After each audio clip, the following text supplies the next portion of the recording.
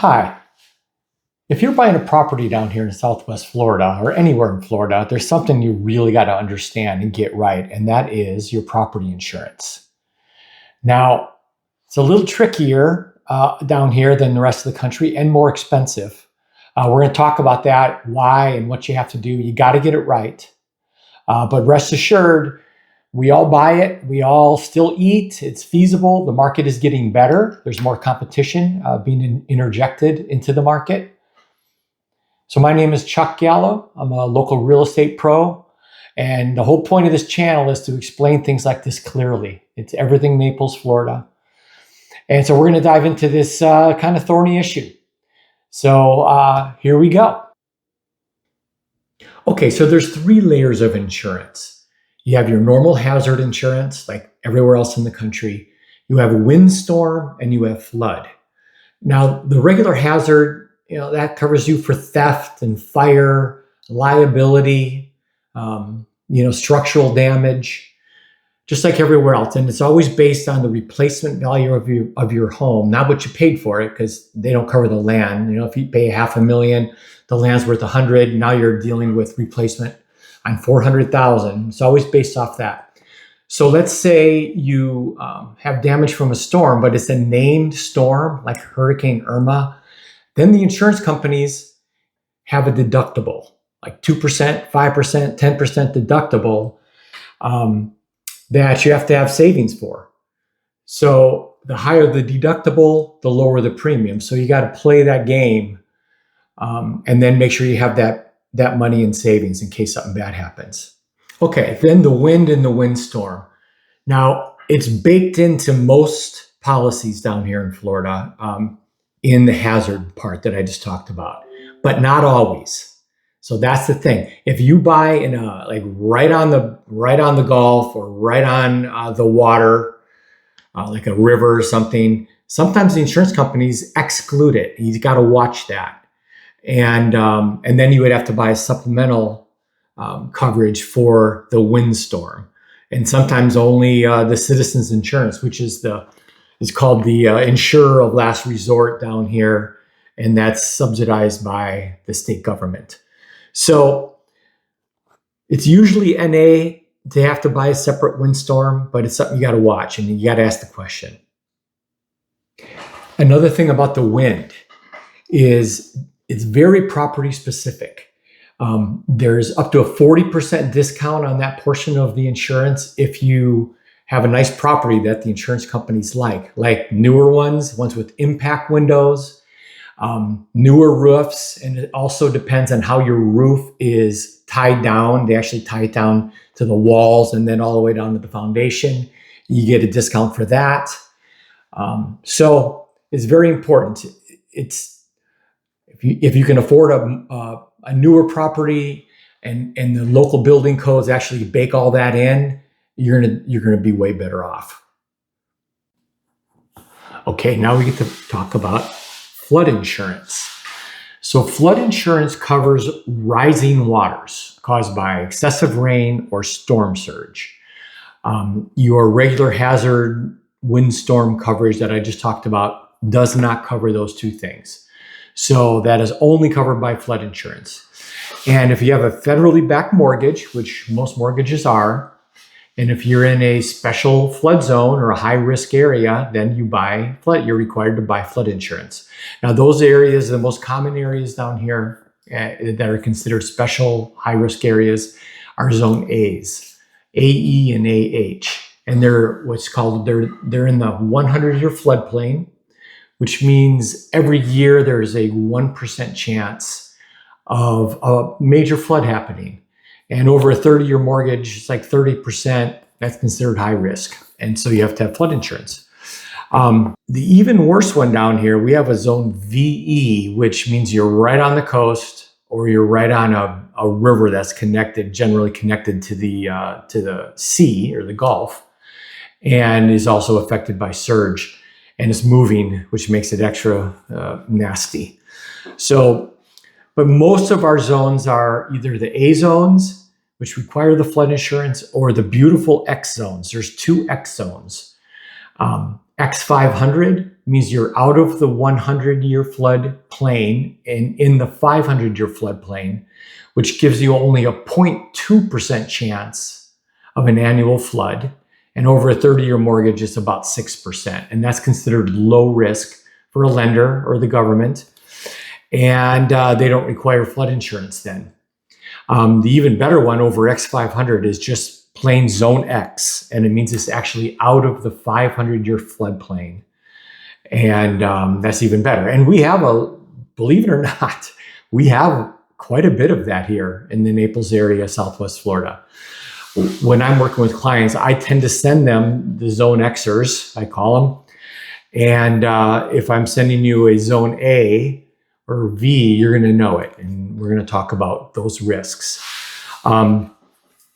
So the other thing the nuance is if you're in a special flood hazard area, like an A or a V, there's also what's called a BFE or a base flood elevation.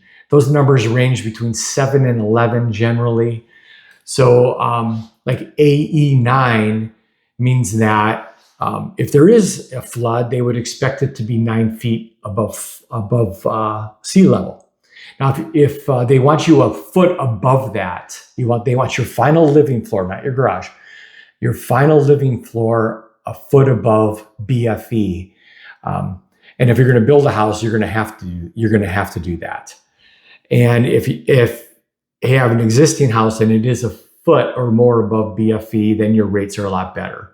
So there's like BFE 7s, there's 9s, there's 11s, there's I think 13s too. Some of the Zone Vs, they want like you to be 14 feet above sea level before they're going to really want to insure you. So there's that.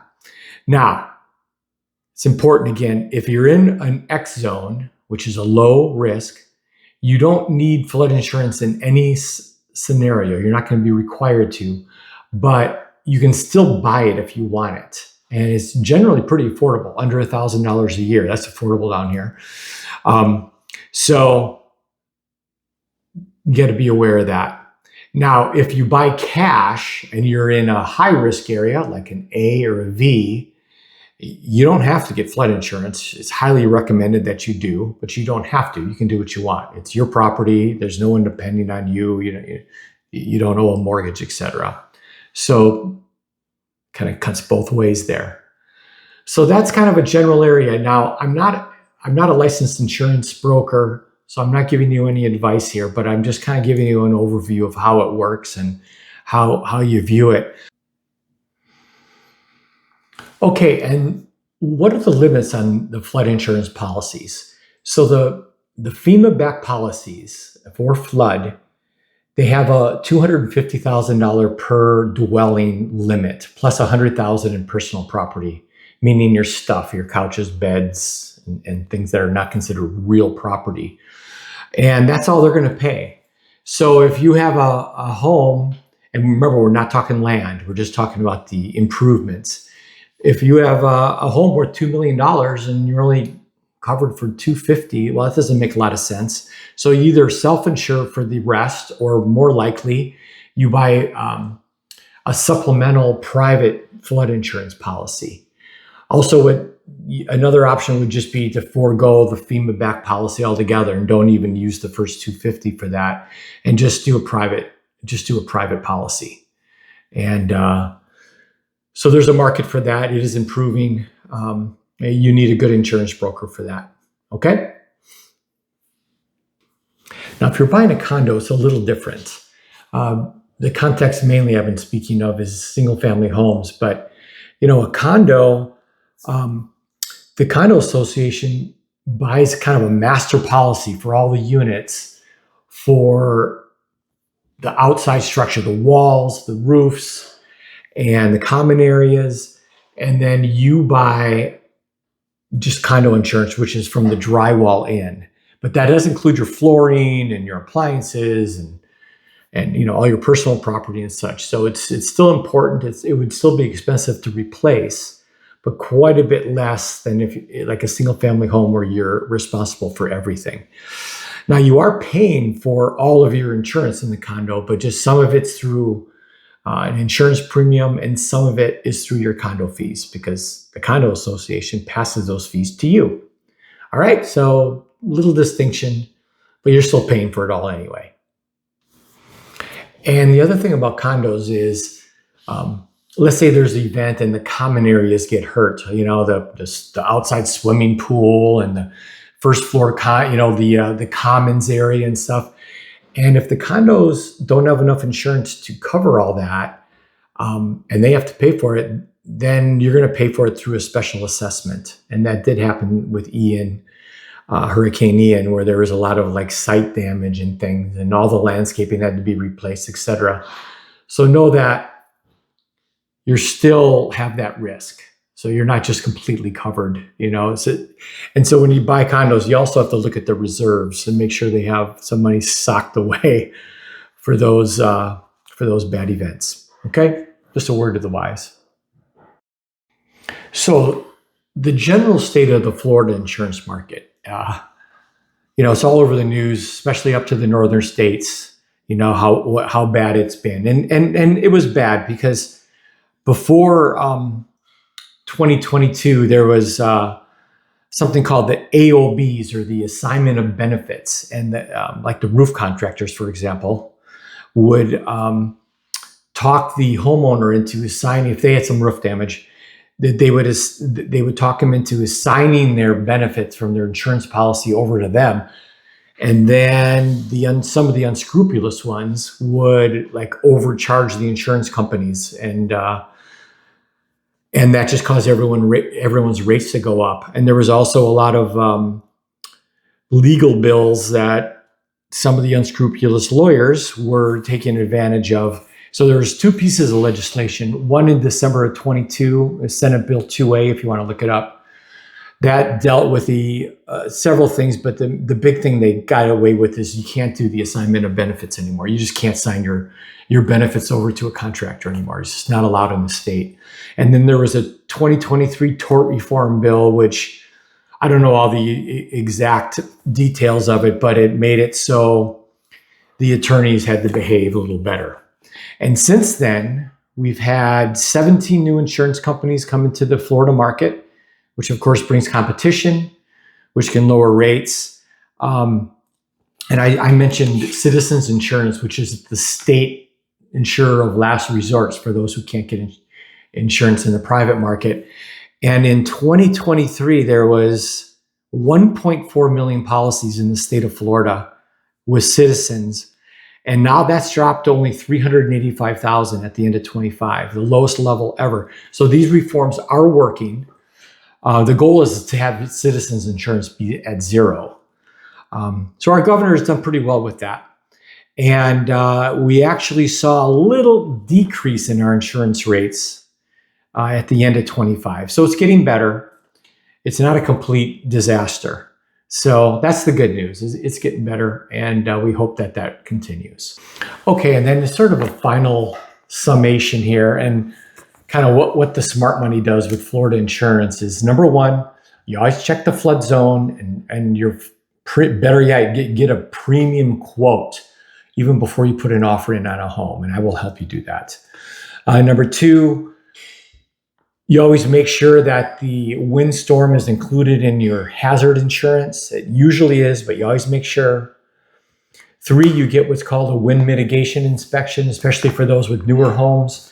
And then you can take advantage of the credits if your home is built strong, and you can get discounts if you have proper wind mitigation. Number four, you're going to have to probably get an elevation certificate, and if you're in a high-risk flood area, and that elevation certificate, if you're below certain levels, you can probably forego a home and probably not buy it. Always quote the private flood insurance policy, not just the federally backed insurance policies. And number six, for condos, make sure you understand the reserve levels of your condos. Make sure they can take a hit if one happens. And always know your hurricane deductible, your 2, 5, or 10%. Have that money. Make sure you have that money in savings just in case something like that happens. Okay, so that's it for my insurance talk. I know that was a lot, Hopefully that will make you, information and understanding is power. It'll help you make the correct decision. I'm here by your side to also help you with that. It's Southwest Florida's worth it. I promise you it's worth it. It's really a great place to live. It's just phenomenal. And again, I'm not a licensed insurance agent or broker, so I'm not giving you insurance advice. But I will connect you with some good ones that I know several of them that really can help you and will explain everything perfectly. And hopefully this helped. If it does, please hit subscribe and like. And I'll be posting weekly videos to help you understand this market down here. And I'm going to tell you the truth. All right. Thank you. Bye-bye.